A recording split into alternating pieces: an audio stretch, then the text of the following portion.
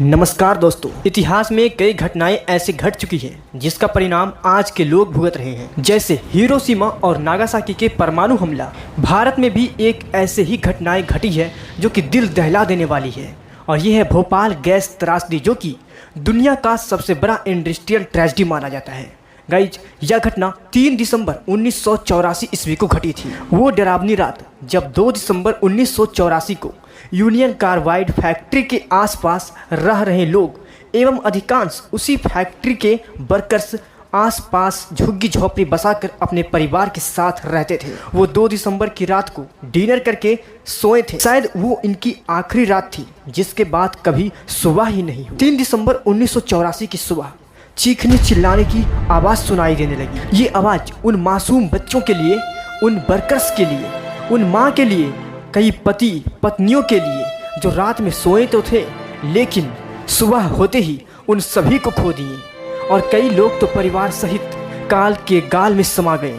ये घटना भले ही 1984 ईस्वी में घटी हो, लेकिन भोपाल में आज भी इसका भारी बुरी असर पड़ता है। अब आपको तय करना है कि ये घटना था या साजिश था, हादसा या साजिश। मैं इस वीडियो के माध्यम से 3 दिसंबर 1984 को जो हुआ था उसे पर्दाफाश करूंगा, और आज मैं इसे विस्तार पूर्वक बताऊंगा। बस आप हमारे वीडियो को लास्ट तक देखते रहें। गाइज, यदि आप दबे और पुराने इतिहास की फैक्ट्स जानना चाहते हैं तो आप हमारे चैनल को सब्सक्राइब कर लें।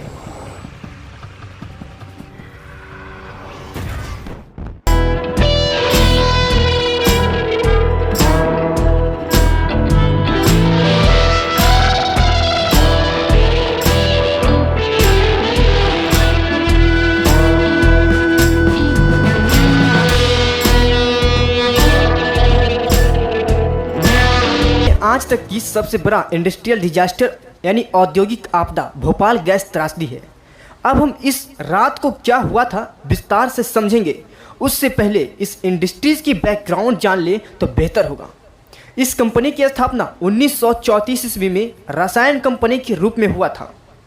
इस कंपनी में आजकल जो बैटरी आप एवरीडे बैटरी देखते हैं, वो बैटरी कार्बन के कुछ प्रोडक्ट्स, पेस्टिसाइड्स और इंडस्ट्रियल केमिकल का सप्लाई करता था, और लगभग 9000 वर्कर्स इस इंडस्ट्रीज में काम करते थे, और ये 2 शिफ्ट में बटे थे। रात में अलग वर्कर्स और दिन में अलग वर्कर्स होते थे। 1969 ईस्वी में ये कंपनी एक सेविन का उत्पादन करने के लिए मिथाइल आइसोसाइनाइड गैस का प्रयोग मध्यवर्ती के रूप में कर रहा था। दोस्तों, आप सोच रहे होंगे सेविन, ये सेविन क्या है? सेविन एक प्रकार का कीटनाशक होता है। वैसे तो ये बात सभी को पता था कि इस कंपनी से भोपाल शहर में रह रहे लोगों पर खतरा है, किंतु किसी ने भी इस बात पर ध्यान नहीं दिया। 1976 में ट्रेड यूनियन ने संयंत्र के अंदर हो रहे लापरवाही की शिकायत भी किया, परंतु सरकार लापरवाह करते रहे। इंडस्ट्री के अंदर कार्य कर रहे एक वर्कर्स को गलती से बड़ी मात्रा में जहरीली फॉस्जीन गैस अंदर चला जाता है, जिससे कुछ घंटों बाद उसकी मृत्यु हो जाता है।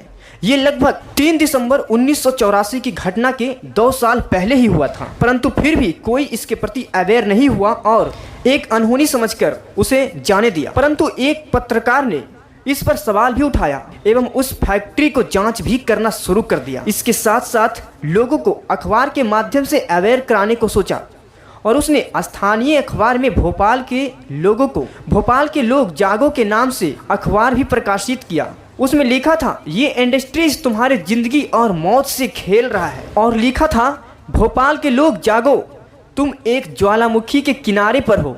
इंडस्ट्रीज में जांच के दौरान कई लापरवाही भी देखी गई। भोपाल गैस ट्रेजेडी के महज 2 वर्ष पहले फॉस्जीन गैस के संपर्क में आने पर 45 वर्कर्स को अस्पताल में भर्ती कराया जाता है, परंतु फिर भी सरकार की आंखों पर की पट्टी नहीं खुलती है। सरकार को दूर, उस कंपनी के ऑनर एडरसन के भी आंखों पर से पट्टी नहीं खुलती है। इसके बाद भी जब इस कंपनी की मुनाफा नहीं हो रहा और मिथाइल आइसोसाइनाइड गैस को ये लाने में सामर्थ्य नहीं था, तब इस कंपनी ने मिथाइल आइसोसाइनाइड गैस को मैन्युफैक्चर करने का प्लान बनाया।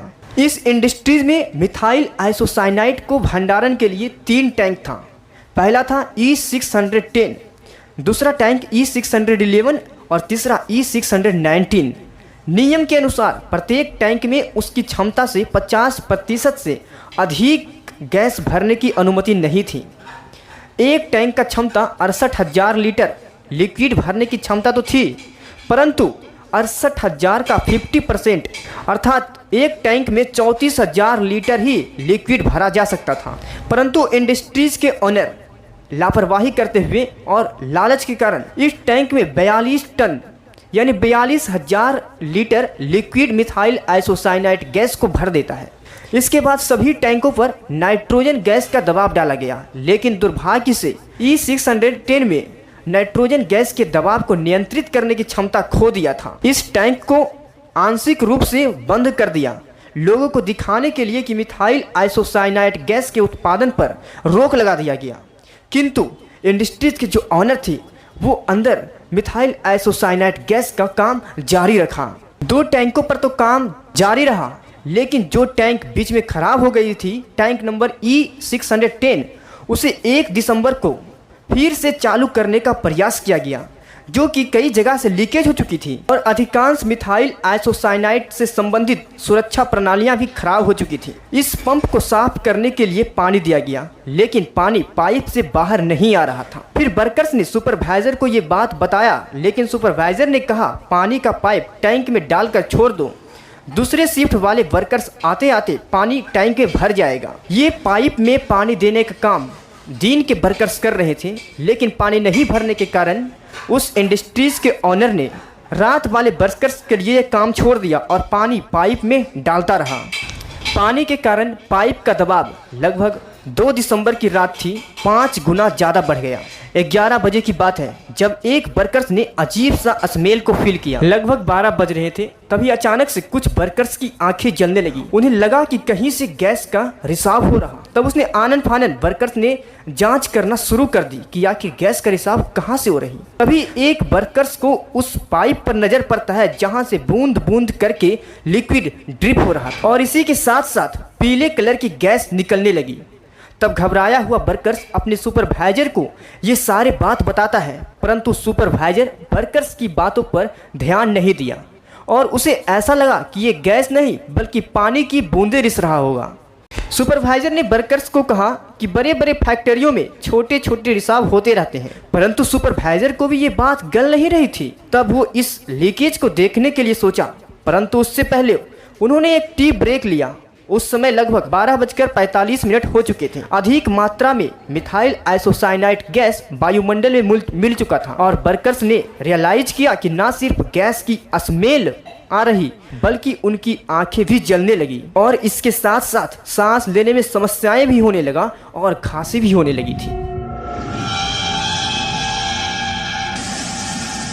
3 दिसंबर लगभग 1:30 से 2 बज रहे होंगे। उस समय 30 ton methyl isocyanide gas tank से निकलकर वायुमंडल में चला गया और ये गैस हवा के साथ मिलकर पूरे भोपाल शहर में फैल गई। घरों के अंदर भी दखल दे चुकी थी। गैस का ये रिसाव यूनियन कार्बाइड के प्लांट नंबर C E610 से हुआ था। रिसाव से बने गैस के बादल को हवा के झोंके अपने साथ बहाकर ले जा रहे थे और लोगों को मौत की नींद सोते जा रहे थे। लोगों को समझ में नहीं आ रहा था कि आखिर एकाएक ये हो क्या रहा। जो लोग खास करके बच्चे लोग, उनकी इम्यूनिटी पावर ऐसे भी कम होते हैं, वो सोए हुए थे और सोते वक्त अधिक मात्रा में गैस उनके फेफड़ों में चला गया और जिन लोगों के फेफड़ों में गैस अत्यधिक मात्रा में पहुंच गई थी वह सुबह देखने के लिए जीवित नहीं रहे।